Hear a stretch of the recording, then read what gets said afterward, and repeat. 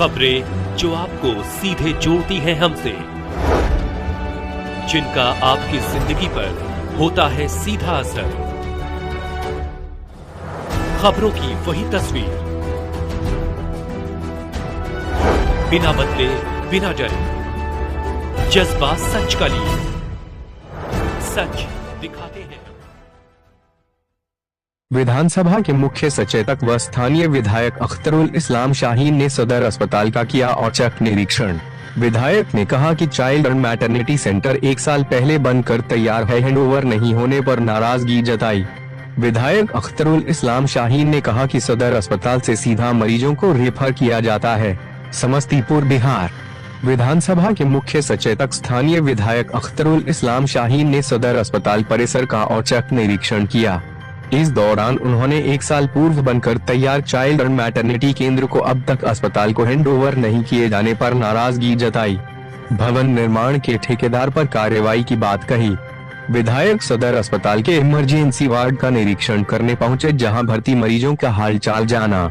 सदर अस्पताल के डीएस डॉक्टर गिरीश कुमार से कहा कि इमरजेंसी वार्ड काफी छोटा है, इसे बढ़ाया जाना चाहिए।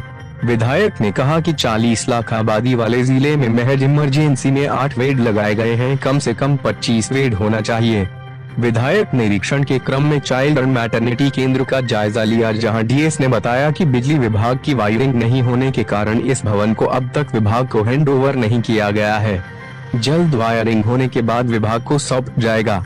विधायक ने सदर अस्पताल में बना रहे मॉडल अस्पताल भवन का निरीक्षण किया। भवन बनकर तैयार होना था, अभी तक अधूरा है। इस मुद्दे पर डीएम से मिलने की बात कही।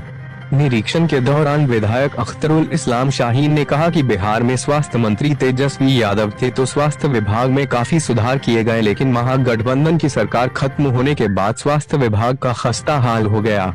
सदर अस्पताल में मरीजों को सीधा रेफर कर दिया जाता है। यहाँ तक कि जिले में खोले गए मेडिकल कॉलेज से सीधे सदर अस्पताल मरीज को भेजा जाता है। आगामी बिहार विधानसभा चुनाव में तेजस्वी मुख्यमंत्री बनते हैं तो बिहार में स्वास्थ्य विभाग में सुधार होगा।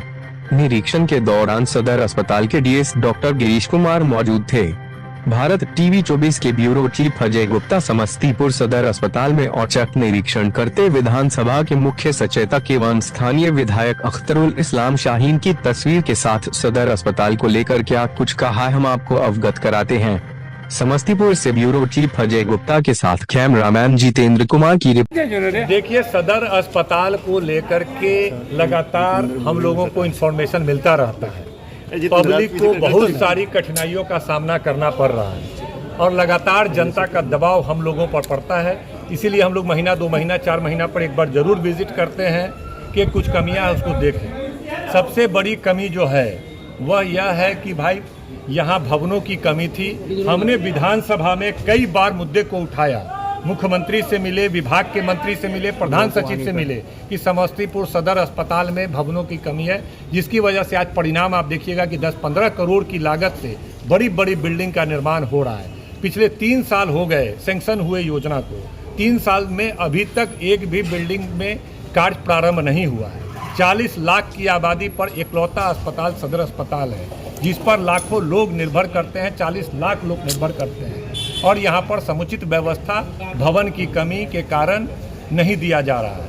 अभी आप सामने देखिए, यहाँ पर 5 करोड़ से ज़्यादा का भवन पिछले 2 साल टेंडर को हो गया और 2 साल के बावजूद ये आधा अधूरा पड़ा हुआ है, जबकि इसकी कार्य अवधि समाप्त होने पर है और ये आधा काम भी नहीं किया। दूसरी तरफ आप बिल्डिंग देखिए, MCH कहलाता है, मैटरनिटी जो चाइल्ड केयर है, ये वाला अस्पताल, ये 1 साल से लगभग भवन पूर्ण है, लेकिन उसके बावजूद इसको चालू नहीं किया जा रहा है। क्या? तो धीमी गति का जो होता है, धीमी गति से और उसमें इलेक्ट्रिफिकेशन के काम के चलते पिछले 1 साल से पेंडिंग पड़ा हुआ है। इसका भी कार्य अवधि समाप्त हो गया है।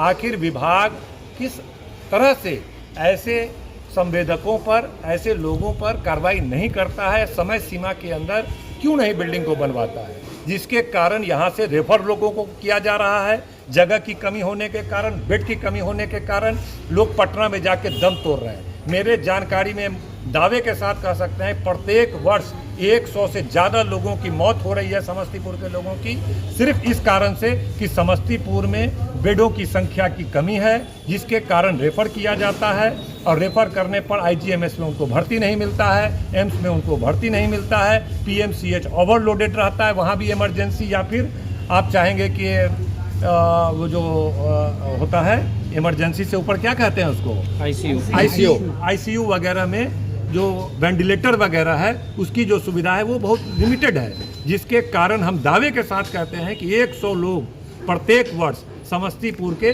पटना जा करके दम तोड़ देते हैं, क्योंकि प्राइवेट में जाने के बाद इतना पैसा लगता है, 2 लाख 4 लाख 5 लाख रुपया, जो समस्तीपुर के 90% आबादी सक्षम नहीं होता है और सरकारी जो व्यवस्था है उस व्यवस्था का उनको फायदा नहीं मिलता। माननीय मुख्यमंत्री तो समस्तीपुर में मेडिकल कॉलेज खुलवा दिए हैं। अब समस्तीपुर में मेडिकल कॉलेज है, आप तमाम लोग पत्रकार बंधु हैं, आप बताइए कि सदर अस्पताल से रेफर किया हुआ एक भी व्यक्ति क्या इस मेडिकल कॉलेज जो राम जानकी मेडिकल कॉलेज जो बना हुआ है सरारंजन में, क्या वहाँ जा रहा है?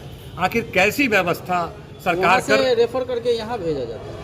अब आश्चर्य की बात है कि वहाँ जो पेशेंट जाते हैं दिखाने के लिए, ओपीडी चलता है, ओपीडी में जिसकी हालत लगती है कि इनको भर्ती होने की आवश्यकता है तो उनको भेजा जाता है सदर अस्पताल, जबकि कम से कम 500 करोड़ से ज़्यादा की लागत से वहाँ पर medical college and hospital, medical college नहीं है वो हॉस्पिटल भी है, लेकिन सुचारू रूप से उसको चालू नहीं किया जा रहा है।